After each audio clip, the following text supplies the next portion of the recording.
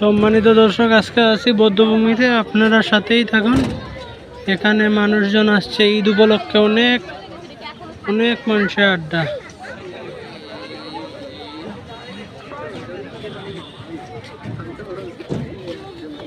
এই যে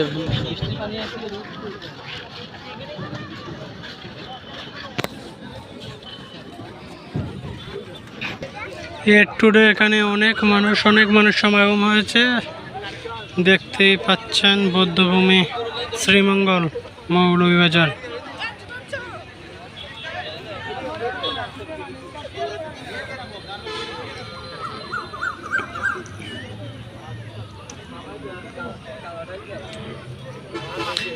ঘুরে ঘুরে দেখাচ্ছি আপনাদেরকে, আপনারা সঙ্গেই থাকুন।